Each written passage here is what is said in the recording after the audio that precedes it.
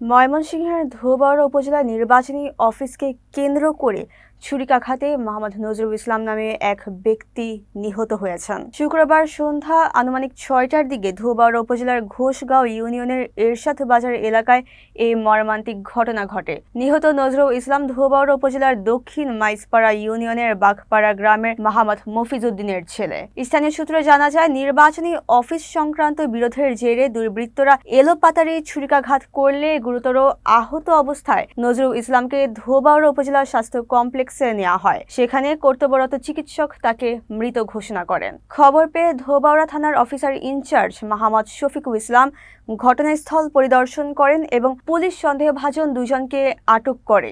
ঘটনার প্রতিবাদে ধোবাউড়ার বিভিন্ন স্থানে স্বতন্ত্র প্রার্থীর সমর্থকরা মিছিল করেন। পরে তারা উপজেলা নির্বাহী অফিসারের কার্যালয়ের সামনে অবস্থান নেন। উপজেলা নির্বাহী অফিসার মোহাম্মদ উজ্জ্বল হোসেন দ্রুত ব্যবস্থা নেওয়ার আশ্বাস দেন। হালুয়াঘাট সার্কেলের সহকারী পুলিশ সুপার মোহাম্মদ মিজানুর রহমান জানান, খুনি যেই হোক তাকে আইনের আওতায় আনা হবে। নিহতের মরদেহ ময়নাতদন্তের জন্য ময়মনসিংহ মেডিকেল কলেজ হাসপাতালে পাঠানো হবে।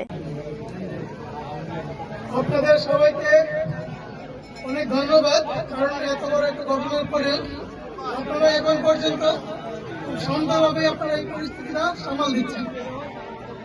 আমি আপনাদের সাথে অত্যন্ত ব্যথিত একজন মানুষ হিসেবে। আমি নির্বাচনী আচরণ বা অন্যান্য সব কিছুতে আমি বাদ দিই, একজন মানুষ তাকে হত্যা করা হয়েছে, ব্যাপারটা নিষ্ঠুরভাবে তাকে মারা হয়েছে মানুষের সামনে। আসলে এই বিষয়টা নিয়ে আমি অত্যন্ত ব্যথিত মানবিক দিক থেকে।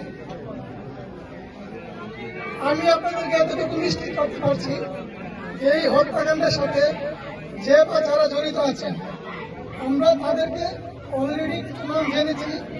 ইতিমধ্যে দুজনকে গ্রেপ্তার করা হয়েছে এবং বাকি যে আসামি তারা পলাতক রয়েছে। তারা যত পাওয়ারফুল লোকই হোক না কেন, আমাদের উপর থেকে নির্দেশনা আছে, আইজিপি স্যার, আমাদের মাননীয় পুলিশ সুপার স্যার, সবারই একটা নির্দেশনা যে যে কোনো মূল্যে হোক আসামি গ্রেপ্তার করতে হবে।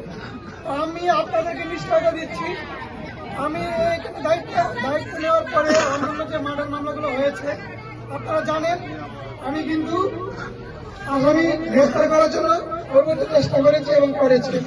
অন্যান্য মামলাগুলোর মতো আমি আপনাদের কথা দিচ্ছি, এই মামলার আসামিরা যত পাওয়ারফুল লোকই হোক না কেন, তাদেরকে আমরা খুব দ্রুত সময়ের মধ্যে তাদেরকে আমরা কাঠ করার ভিতরে নিয়ে আসবো। আপনাদের প্রতি আমার অনুরোধ যে আমি আপনাদের হালুয়াঘাট ধোবাউড়া মানুষকে এই 3 মাসে আমি জয়েন করার পরে আপনাদের প্রতি আমার অত্যন্ত ভালোবাসার একটা জায়গা তৈরি হয়েছে। এই কারণেই যে আপনারা আইন মেনে চলেন, আপনারা হচ্ছে শান্তিপ্রিয় মানুষ।